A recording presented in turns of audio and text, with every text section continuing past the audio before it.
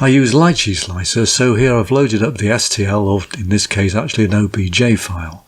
Looking alright, no errors, so let's go to rotate it. I'm trying to avoid having anything horizontal because the printer will struggle with that. And since there are lights on one side of it, I'll make sure those lights are near the ground so that any supports for the lights don't have to pass through the wheels. Let's lift it a bit and then have a look. Again, look around the side, nothing really horizontal. The bottom of the chain's possibly a problem. Let's go to prepare now, and I'll use light supports because it's only a very small print. I'm going to use the low level of support density, so I've got the minimum number of supports. I'm also going to change the raft because the raft I prefer to use is quite a large one. Now I'm using the free version of Lychee Slicer, so I've got a limited number of rafts, but that one is fine. Now we'll just have a look and see if there's anything obviously wrong.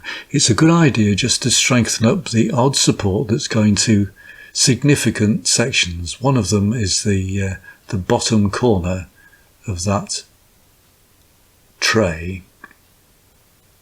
I'll just make that one a medium support just to make sure that it's got plenty of support on that corner. The wheels are another possible area where it needs a bit of extra support, but I'll see if I can get away with it this time and not make any changes to it.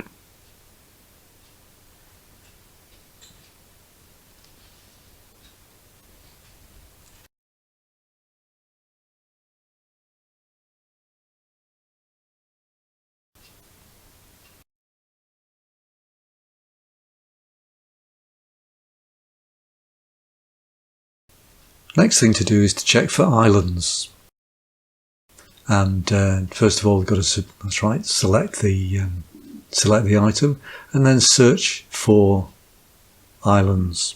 It's found 29 of them, so the next stage is to support those islands, but rather than using full supports I use mini supports. These are very thin ones, which just make sure that we get a little bit of feed to each of these problem areas. So one has gone in there, as you see. There's another one just on the bottom here, but I can move the support to do that. The only problem there is moving the support that way brings it a bit close to the bike frame, so I need to just make sure, yeah, it's clearing it there. We'll just keep an eye on that one though and see what it does. The thing to avoid is any supports passing through the model itself, because they are really difficult to get off.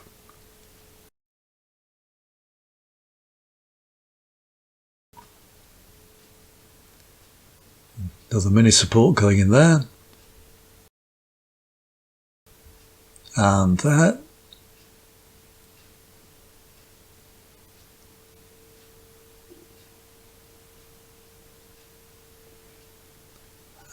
And there and there. There's a grey one there, which means you can't actually get to it without moving round a bit. So we'll just get that one supported and then go down and find this and give that a little mini support. Mini supports are great because they come off really easily.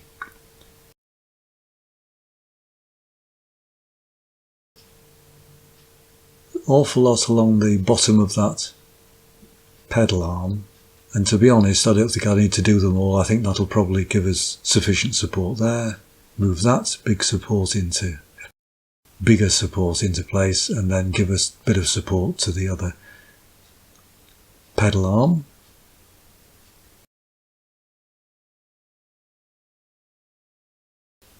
Perhaps a bit to that one. Still, we've still got a few islands showing, but we're getting to a point now where most of them are covered.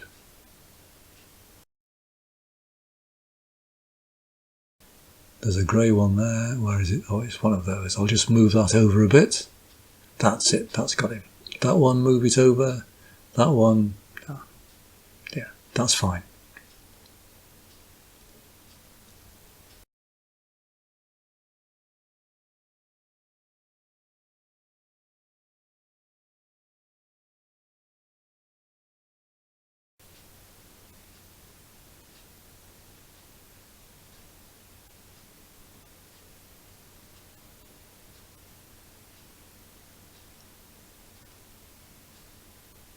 Well, I think that's looking pretty good now. We've only got a few areas left that need some support, but I think we can probably live with those. So we'll save the file.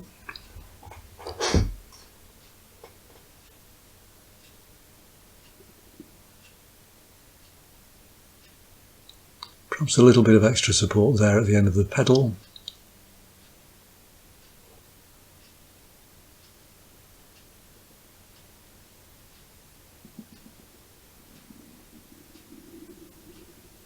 Yep. Save the file. And so the next thing to do is to export it. Now, because I'm using the free version, I have to sit now for 30 seconds and watch their advertising. But to be honest, that's a very small price to pay for an extremely good piece of software. Run down and find my memory stick and export it. So she's building it up layer by layer. You can see here that we're using water washable resin. The estimated print time, it says, is 2 hours 33 minutes. Practice says it's more nearer 4 hours. It's really not very good at estimating print time.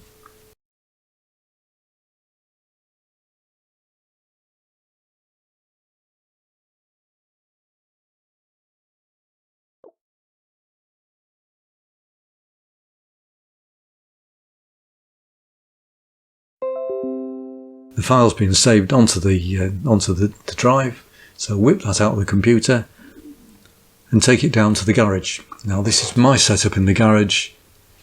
The garage is cold. It's actually within the house, but it's still cold, especially in winter. And so I keep the printer in its own cabinet, which is temperature controlled. Now there's a thermostat on the side there. That's just a little unit I built up that monitors the temperature, and there's a little heater in there.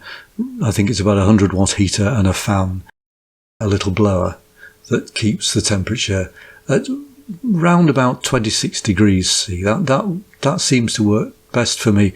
The heater switches off when it gets to 26 degrees C, so it's something approaching 26. And that seems to work very well for me. There's also an awful lot of heat comes out of the printer itself when it's running, and I find that once the print's started going, you can turn the heater off, and it keeps the temperature quite nicely on its own. Over on the right there's an ultrasonic bath. Now I use IPA in the bath, but that IPA is kept in a plastic bag and is floating in water. The reason for that is that there's a bit of a fire hazard putting IPA directly into the ultrasonic bath. So there's water in the bath and a plastic bag with IPA in it, and it's that plastic bag obviously that the print will go into, as we'll see in a minute. Next to it to the left is just an ordinary tank for the final rinse, again in IPA. So I'll open the door on the printer box, and there's the printer with the final version and sitting in there. That comes out and then it's left to drip for a while, probably about an hour, to be honest.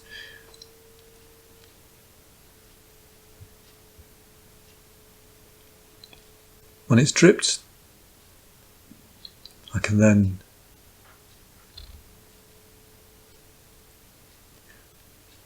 take the build plate out, slip the model off the build plate. Usually comes off quite easily.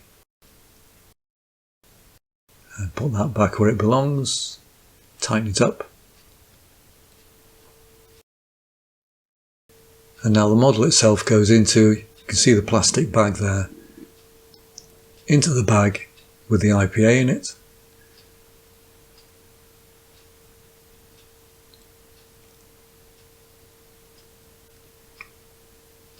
And that goes on, in my case, for 10 minutes.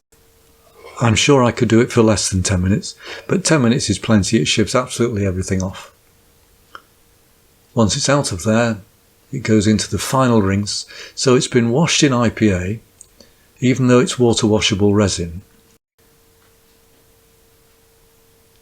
And now it comes out for a final rinse in IPA. The reason I do this is that I tried using water washable resin and washing it in water, but then I had all this water with resin floating in it, which is lethal stuff, and there was no way of curing the resin in the water. Well, this way I can cure the resin in the IPA just by leaving it out in daylight for a considerable time if it takes it. I mean, we are in England, for heaven's sake. So, but eventually that solidifies down and you can reuse the IPA. So here's a clean final rinse in IPA, and the print comes out, goes for a wash, and the wash is just in water, so I'm washing the IPA off because that's not anything like as contaminating to the environment.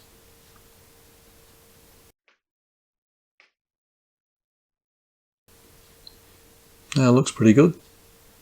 Everything seems to be there. We'll have a closer look in a minute. Well, there it is. There's a close-up, and you can see the mini supports there doing their job. We got away with the chain. That looks complete as well. And those mini supports will just jump off. That's where I was concerned about the closeness of that support to the frame, but no, we've been fine with that. That's cleared too.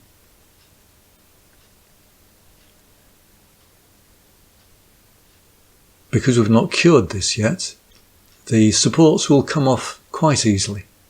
You can usually just tug them off.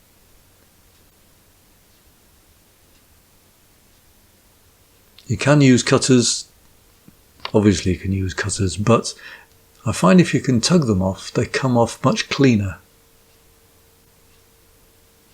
I think we'll speed this up a bit because it's not very exciting, is it?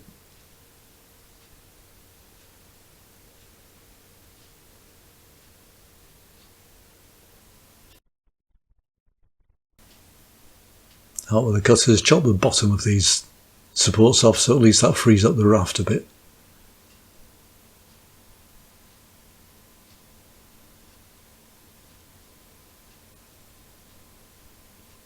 It's all done.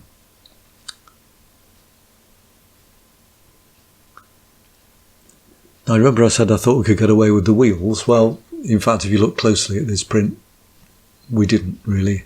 There are flat bits just on the base of the wheels. Certainly the rear wheel looks pretty flat tired.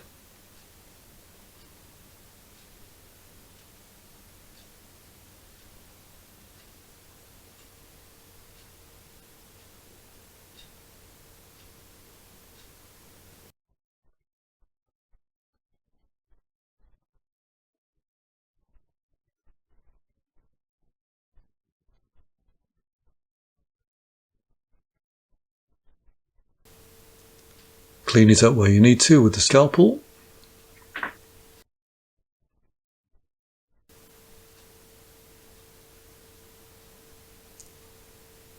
And apart from the flat rear tyre, that's pretty well done. All it needs now is a lick of paint and job's a good one.